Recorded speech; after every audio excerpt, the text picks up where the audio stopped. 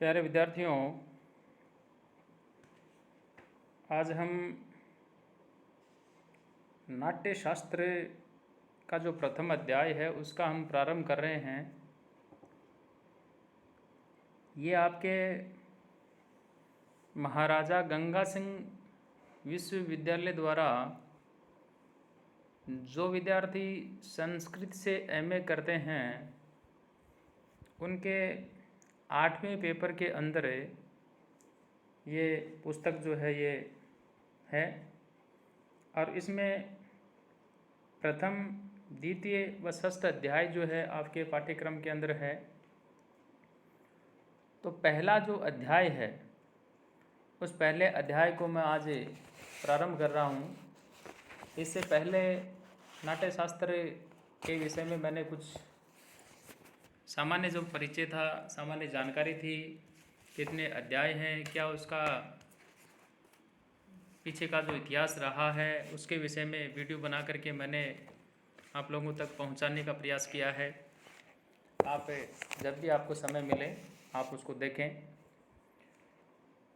अब हम जो पहला अध्याय है उसका पहला जो पद्य है इसका हम अध्ययन करेंगे। मैं एक तो ये कहना चाहता हूँ कि आप यदि इन फ्यूचर में कुछ करना चाहते हैं, जैसे नेट है, JRF है, यदि आप कॉलेज लेक्चरर की यदि इच्छा रखते हैं और वो यदि बनना चाहते हैं, आपको नाट्य शास्त्र जो है इसको पढ़ना पड़ेगा। इसको आप अवॉइड नहीं कर सकते, क्योंकि नेट के सिलेबस में ये पहले से ही है। पेपर का जो पाठ्यक्रम है उसके अंदर भी है ये। तो आपको ये नाट्य शास्त्र जो है ये बिना पढ़े हुए आप जो है रह नहीं सकते। इसलिए आप MA में पढ़ें, वो तो अच्छी बात है। साथ साथ में नेट के हिसाब से भी यदि आप पढ़ते हैं तो भी आपके लिए बहुत ही फ़ायदे का सौदा है ये। तो इसलिए आप इसका भली प्रकार से अध्ययन करें जब भी आपको समय मिले। ज़रूरी नहीं है कि जो भी आपको वीडियो उपलब्ध हो और उसको आप तुरंत ही देखें। जब भी आप फ्री हो आप उसी समय देखें। जब भी आप के पास समय रहता है तब आप देखें। खैर, तो मैं आपसे एक तो ये कहना चाह रहा था कि नेट के पाठ्यक्रम में भी ये नाट्य शास्त्र जो है इसका प्रथम अध्याय है, तो आप वहाँ भी जो है इसका अध्ययन करें, यानी उस पाठ्यक्रम के लिए भी इसका अध्ययन करें। और भी जो प्रतियोगी परीक्षाएं हैं उनके अंदर भी आता है। साथ में जो MA है, इस MA के अंदर तो ये खैर आता ही आता है। यहाँ तो चूँकि एक इकाई के रूप में ये पुस्तक है तो यहाँ तो हमारे को अध्ययन करना ही पड़ेगा।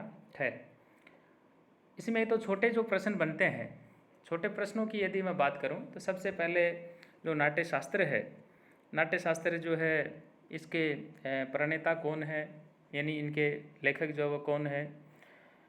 ये आपको जो स्क्रीन दिखाई दे रही है इसमें ऊपर ऊपर लिखा हुआ है कि प्रस्तुत श्लोक में भरत मुनि ग्रंथ के प्रारंभ में।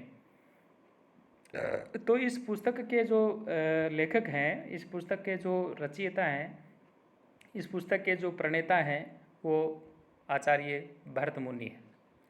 एक तो छोटा क्वेश्चन इसमें से ये बनता है। दूसरा क्वेश्चन इसमें से ये बनता है कि इसमें कुल कितने अध्याय हैं। इसमें हम 36 अध्याय मानते हैं, लेकिन 36 और 37 भी यदि लिख देते हैं तो कोई गलती इसमें नहीं है। फिर ये जो हमारा पहला जो अध्याय है या प्रथम जो अध्याय है, इस प्रथम अध्याय के अंदर आपसे जो यदि कोई बात पूछी जाती है तो इस प्रथम अध्याय के विषय में भी जो आपसे ये बात पूछी जा सकती है कि आपके पाठ्यक्रम के अंदर जो प्रथम अध्याय जो है, इस प्रथम अध्याय के अंदर जो है कुल जो है वो कितने पद्य हैं। ये भी सभी विद्यार्थियों को जो है याद रखना पड़ता है, क्योंकि ऐसे क्वेश्चन आम तौर पर परीक्षाओं के अंदर आते रहते हैं और पिछले जो परीक्षाएं हुई हैं उनमें भी ऐसे क्वेश्चन आ चुके हैं। तो जैसे मान लो पहला जो अध्याय है, इस पहले अध्याय के अंदर कुल 131 जो है वो पद्य हैं। तो इस प्रकार से ये जो पद्य हैं, इन पद्यों की जो संख्या है वो भी आपको जो है याद रखनी पड़ेगी। फिर इसके साथ साथ में अन्य जो महत्वपूर्ण बातें इसमें आती रहेंगी उनका मैं यथास्थान जो है आपसे जो है जिक्र करता रहूँगा। चलिए पद्य का वाचन करते हैं हम। प्रणम्य शिरसा देवौ पिता पिता महेश्वरौ नाट्यशास्त्रं प्रवक्ष्यामि ब्रह्मणा यदुदधृतम्।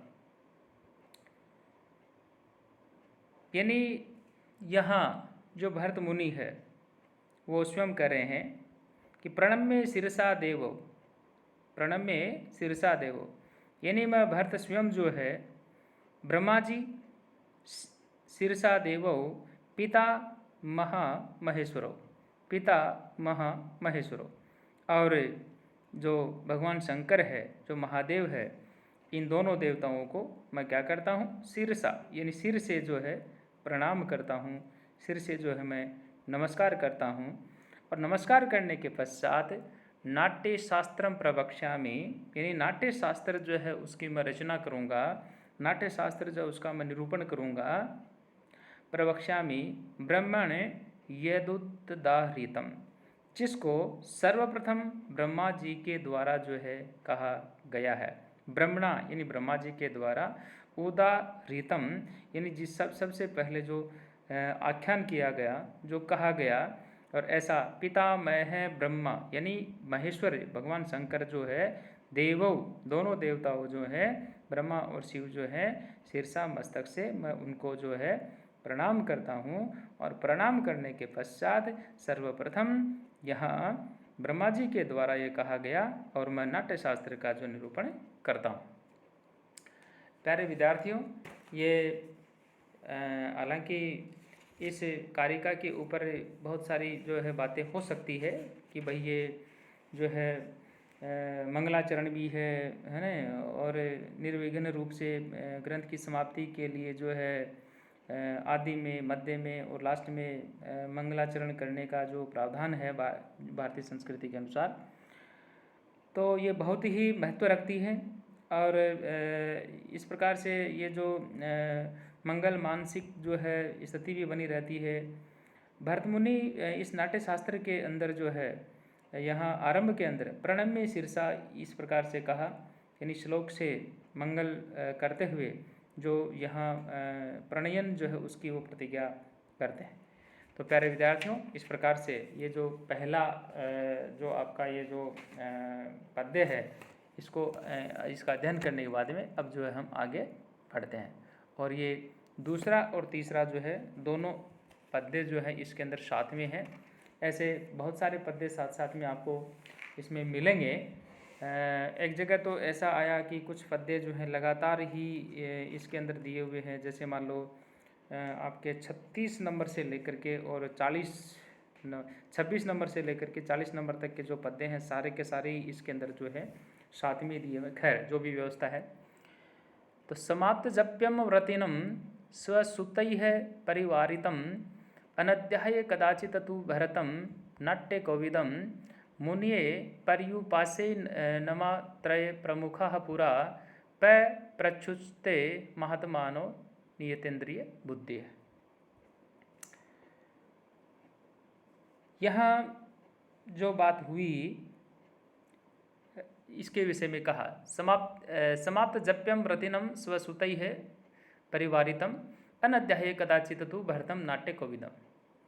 यानी प्राचीन समय में कभी जो है अनध्याय, जिसको हम छुट्टी वाला दिन कहते हैं, उस दिन का जो है पालन करते हुए समाप्त जप्यम व्रतिनम स्वसुतैः परिवारितम अनध्याय तु कदाचित तु भरतम नाट्य कौविदम।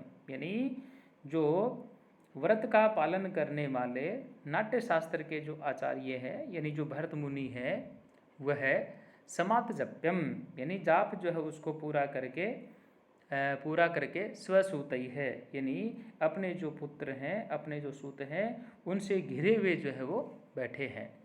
तो समाप्त जप्यम व्रतिनम स्वसुतैः परिवारितम अनध्याय कदाचित तु भरतम नाट्य कौविदम।